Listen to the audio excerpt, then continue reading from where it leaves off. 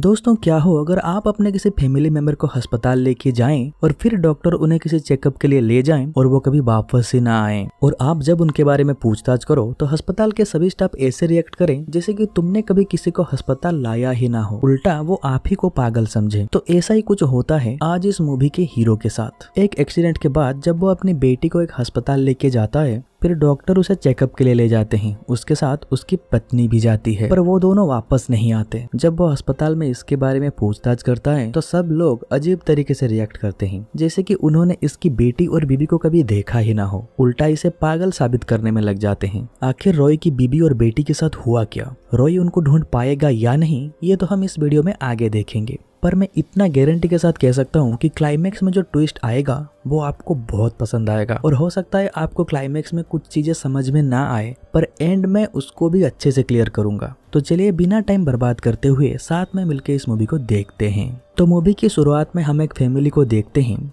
जिसमें पति पत्नी और उनकी एक छोटी बच्ची होती है। पति का नाम रॉय और पत्नी के नाम जेनी है और उनकी छोटी बच्ची के नाम पेरी है। रॉय थैंक्सगिविंग डे के लिए अपने ससुराल गया था, अभी वो लोग वहाँ से वापस लौट रहे होते हैं। दोस्तों थैंक्सगिविंग डे एक फेस्टिवल है, इसे अमेरिका समेत इसे बहुत सारे देशों में मनाया जाता है। इस दिन सभी लोग भगवान को शुक्रिया अदा करते हैं और एक दूसरे के साथ वक्त गुजारते हैं, जैसे कि साथ में खाना खाना और एक दूसरे को गिफ्ट देना। तो वापस आते वक्त हम देखते हैं रॉय और जेनी के बीच थोड़ा बहस हो जाता है। जेनी कहती है कि तुम बदल गए हो, पहले जैसे बिल्कुल नहीं रहे, और उनकी बेटी पीछे बैठ के वॉकमैन पे गाने सुन रही होती है। तभी उसकी बैटरी खत्म हो जाता है और पेरी को पोटी लगती है। तो फिर ये लोग थोड़े आगे जाके रोड साइड पे एक स्टोर पे रुकते हैं। जेनी पेरी को अपने साथ टॉयलेट लेके जाती है और रॉय को कहती है कि तुम जाओ पेरी के लिए एक बैटरी और हमारे लिए कॉफी ले आना। फिर रॉय स्टोर से कॉफी और बैटरी लेके जब पेमेंट के लिए क्रेडिट कार्ड निकालता है तो दुकानदार कहती है कि यहाँ पे क्रेडिट कार्ड नहीं चलेगा,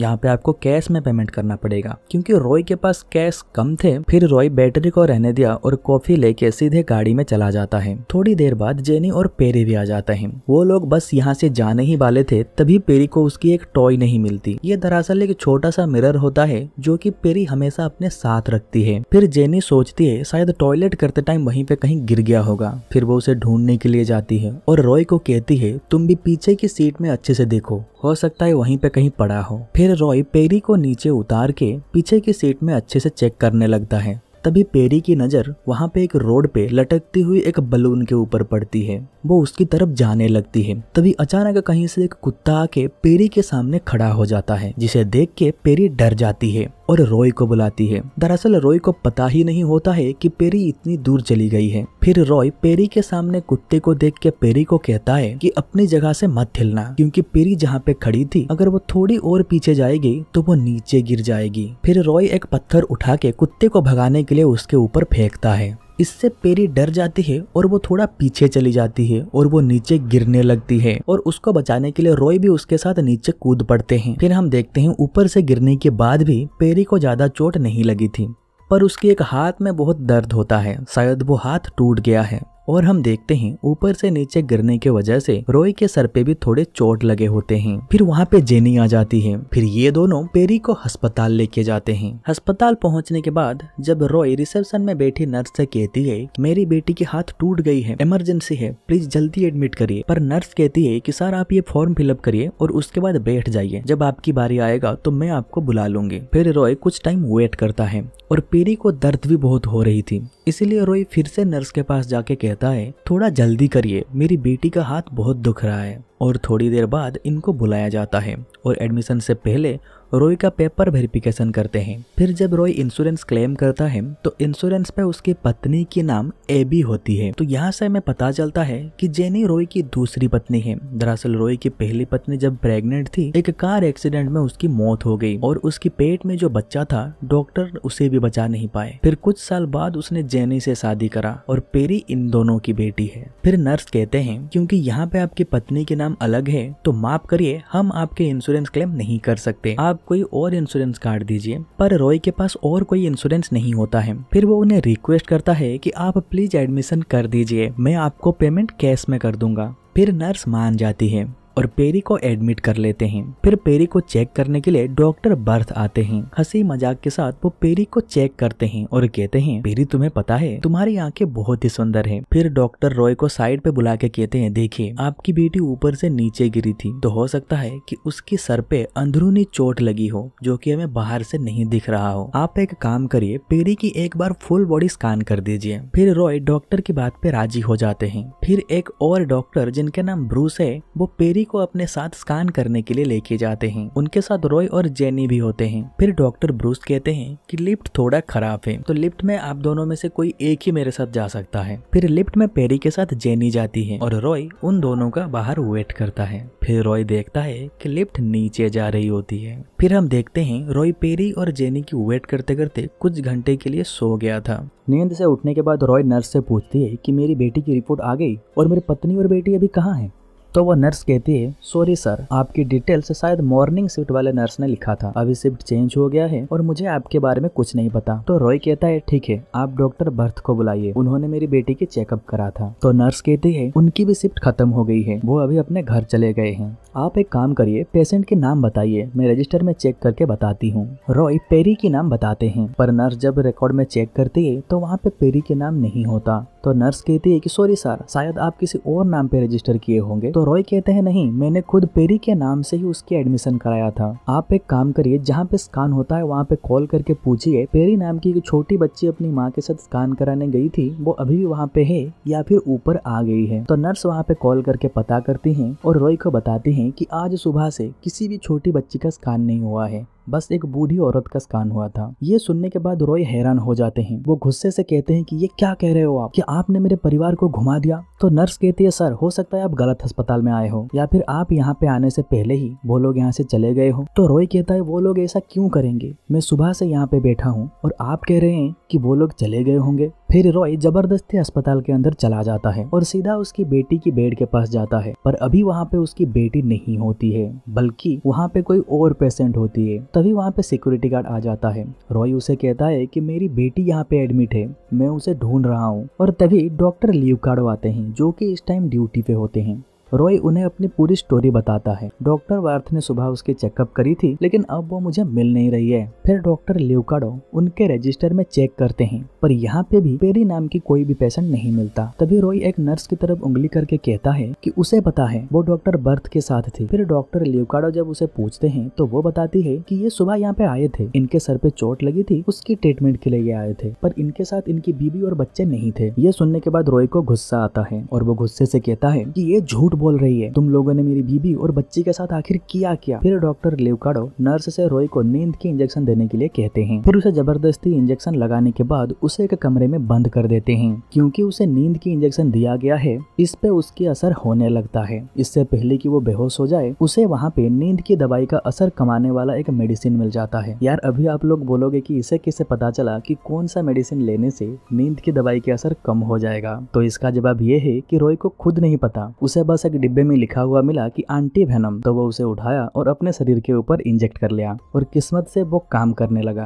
फिर नींद की दवाई का असर थोड़ा कम हो गया और वो दरवाजा को तोड़ के बाहर निकल गया और एक एक करके सभी रूम में चेक करने लगता है। हो सकता है किसी रूम के अंदर उसकी पत्नी और बेटी हो। तभी अचानक एक रूम के अंदर वो डॉक्टर ब्रूस को देखता है जो पेरी को स्कैन करने के लिए ले गए थे। रॉय उन्हें पूछता है कि क्या तुम्हें मैं याद हूँ। इससे पहले कि डॉक्टर कुछ बताते, सिक्योरिटी गार्ड वहाँ पे आ जाता है और सिक्योरिटी गार्ड को देख के रॉय यहाँ से भाग जाता है और अस्पताल के पीछे के दरवाजे से बाहर निकल जाता है और छुप जाता है। सिक्योरिटी गार्ड उसे थोड़ा ढूंढता है पर उसे वो नहीं मिलता। फिर वो अस्पताल में कॉल करके कहता है कि रॉय भाग गया। थोड़ी देर बाद रॉय को एक पुलिस की गाड़ी दिखती है। वो उनके पास जाता है और वो उनको अपनी पूरी कहानी बताती है। तो ये सुनने के बाद पुलिस वाले रॉय की बात को वेरीफाई करने के लिए अस्पताल के अंदर जाते हैं। रॉय भी उनके साथ जाता है। तो सिक्योरिटी गार्ड कहता है, आप लोग इसकी बातों पे भरोसा कर रहे हो, इसके सर पे चोट लगा है, इसलिए ऐसे अजीबोगरीब बात कर रहा है। फिर पुलिस वाले उस वार्ड में जाते हैं जहाँ पे रॉय की बेटी पेरी एडमिट हुई थी। फिर पुलिस जब डॉक्टर लिवकार्डो से रॉय के बारे में पूछते हैं तो वो कहते हैं, देखिए, हमारे नर्स के मुताबिक रॉय के सर पे चोट लगने की वजह से वो यहाँ पे आया था ट्रीटमेंट कराने के लिए,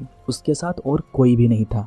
फिर रॉय कहता है अगर मैं यहाँ पे आया था तो आपके पास कुछ तो डॉक्यूमेंट्स होगा, आप पेशेंट का डिटेल्स तो रखते ही होंगे, तो जरा वो दिखा दीजिए पुलिस को। ये सुनने के बाद डॉक्टर लियोकार्डो कहते हैं कई बार रिकॉर्ड्स गुम हो जाते हैं। फिर पुलिस डॉक्टर बर्थ को अस्पताल बुलाने के लिए कहते हैं ताकि ये पता चल जाए कौन सच बोल रहा है और कौन झूठ। फिर पुलिस डॉक्टर को कहता है जरा हमें उस जगह लेके चले जहाँ पे स्कैन करा जाता है। तो डॉक्टर कहते हैं स्कैन 3rd फ्लोर में होता है, चलिए मैं आपको वहाँ पे लेके चलता हूँ। तभी रॉय कहता है नहीं, मैंने तो पेरी को लिफ्ट से नीचे जाते हुए देखा था, वो डॉक्टर ब्रूस के साथ नीचे गई थी। फिर डॉक्टर लियोकार्डो कहते हैं नहीं, हमारे स्कैन का रूम तो ऊपर है। उसके बाद वो पुलिस को उस रूम पे लेके चलते हैं और सभी चीजों को अच्छे से दिखाते हैं। फिर थोड़ी देर बाद डॉक्टर बर्थ आ जाते हैं। फिर पुलिस उन्हें पूछते हैं कि क्या आप इसे जानते हैं? तो डॉक्टर कहते हैं हाँ, मैंने इसे सुबह देखा था, इसके सर पे चोट लगी थी, डॉक्टर ब्रूस ने इसका ट्रीटमेंट करा था और ये हमारे नर्स को बताया था कि इसका कार एक्सीडेंट हुआ था, इसका बर्ताव बहुत अजीब था। फिर डॉक्टर ब्रूस मुझे इसे देखने के लिए कहे, फिर मैंने इसे देखा और मैंने इसे हेड सिटी स्कैन करने के लिए कहा पर इसने मना कर दिया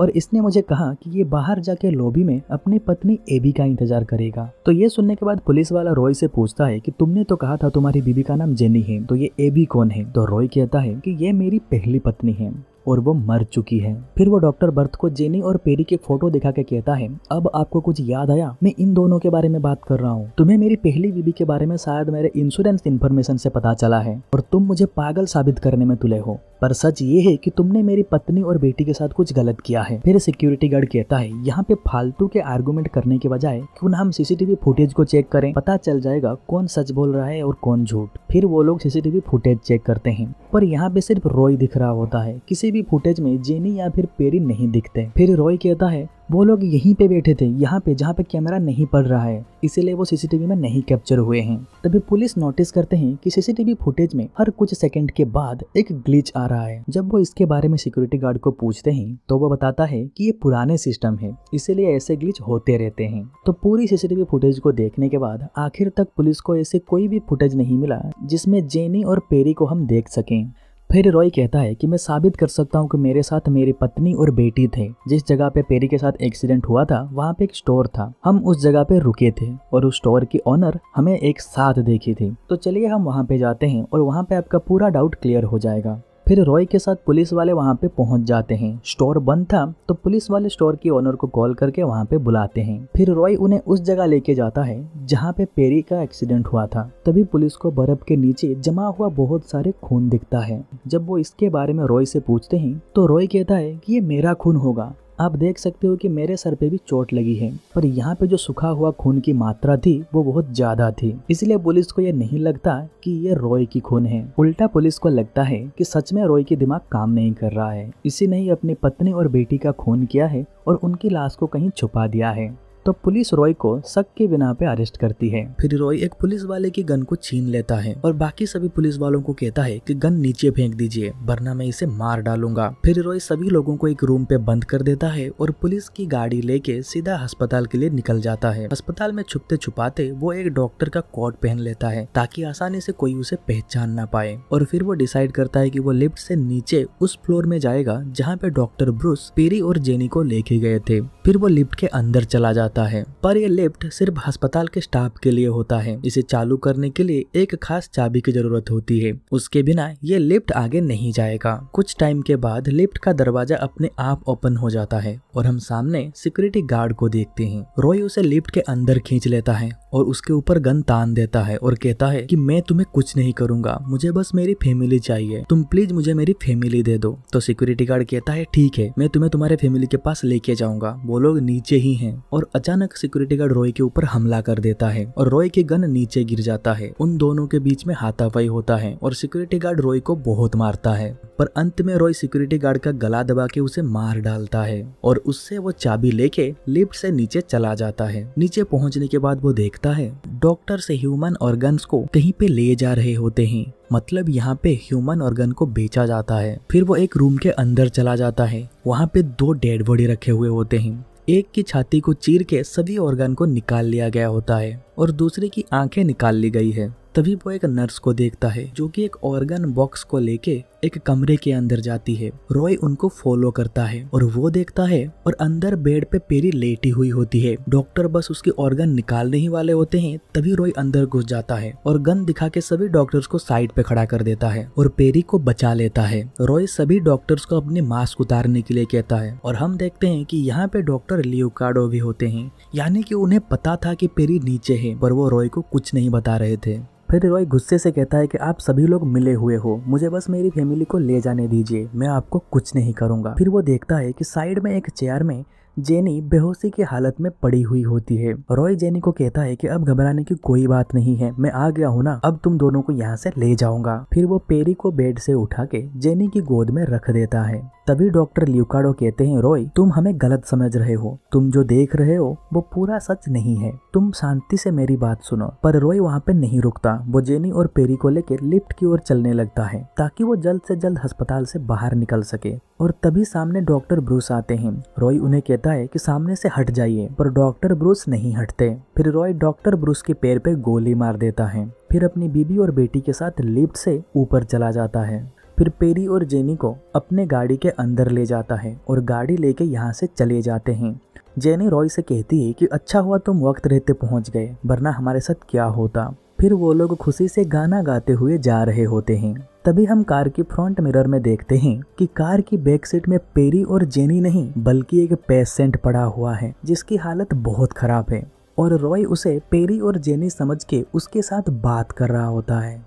दोस्तों यहाँ से होता है असली क्लाइमेक्स शुरू, ध्यान से सुनिएगा। दरअसल पेरी जब कुत्ते से डर के नीचे गिर गई होती है, उसकी सर नीचे बहुत जोर से टकराती है और इसी वजह से पेरी की मौत वहीं पे हो जाती है। फिर जब जेनी वहाँ पे आती है और पेरी को इस हालत में देखती है तो वो रोने लगती है और रॉय को कहती है कि तुमने ये क्या कर दिया। रॉय सुन्न होके खड़े होके ये सब देख रहा होता है। फिर वो जेनी को जोर से धक्का दे देता है और जेनी भी नीचे गिर जाती है और नीचे लगे हुए लोहे की रोड पे उसके सर घुस जाती है और जेनी की भी मौत वहीं पे हो जाती है। पर रॉय के दिमाग इस सच को मानना ही नहीं चाहता था। रॉय पहले ही अपनी प्रेग्नेंट पत्नी एबी को खो चुका था, वो दोबारा अपनी फैमिली को नहीं खोना चाहता था। फिर उसके दिमाग एक नई कहानी बनाती है कि ऊपर से नीचे गिरने के बावजूद पेरी को ज्यादा चोट नहीं लगी और वो उसे अस्पताल लेके जाता है। वास्तव में पेरी और जेनी मर चुके होते हैं, पर रॉय को लगता है कि वो दोनों जिंदा हैं। फिर रॉय पेरी और जेनी को गाड़ी की डिक्की में डाल देता है और अपने काल्पनिक ख्याल के साथ पेरी और जेनी को लेके अस्पताल जाता है। यानी कि मूवी की शुरुआत में हमने अस्पताल में पेरी और जेनी की जो भी सीन देखा था वो दरअसल सच नहीं था। रॉय अस्पताल में हमेशा अकेला ही था, इसीलिए सभी डॉक्टर और नर्स उसे हमेशा अकेले ही देखे थे और इसीलिए हम सीसीटीवी फुटेज में भी उसकी बीबी और बच्ची को नहीं देख पाए। फिर रॉय जब एंड में लिफ्ट से नीचे जाता है और उसने जो ऑर्गन बॉक्स देखा था वो सब भी उसकी इमेजिनेशन थी और उसने जो दो लाश देखा था, एक की छाती चीर के सभी ऑर्गन निकाल लिया गया है और दूसरे की आंखें निकाली गई थी, ये सब भी उसकी इमेजिनेशन ही थी। और वो जब देखता है कि बेड पे उसकी बेटी पेरी है, ये भी उसकी इमेजिनेशन था। दरअसल उस टाइम उस बेड पे एक पेशेंट था जिसकी ऑपरेशन चल रहा था, वो उसे पेरी समझ के अपने साथ ले जाता है। इसीलिए डॉक्टर लियोकार्डो उस टाइम उसे कह रहे थे कि रॉय तुम जो अभी देख रहे हो ये पूरा सच नहीं है। और मूवी की एंड में हम देखते हैं कि रॉय अपनी इमेजिनेशन के साथ पेरी और जेनी के साथ हंसी खुशी से गाना गाते हुए जा रहा होता है और इसी के साथ ये मूवी यहीं पे खत्म हो जाता है। उम्मीद करता हूँ कि आपको ये वीडियो अच्छा लगा होगा। अगर आपको ये वीडियो अच्छा लगा है तो इस वीडियो को लाइक कर दीजिएगा। आगे भी ऐसे वीडियो देखने के लिए हमारे चैनल को सब्सक्राइब कर दीजिए और बेल आइकन का दबा के ऑल पे रखिएगा ताकि मैं जैसे ही कोई वीडियो अपलोड करूंगा आपके पास उसका नोटिफिकेशन आ जाएगा। तो आज के लिए बस इतना ही, तो जल्द ही मिलते हैं कोई दूसरे वीडियो में। तब तक के लिए बाय बाय।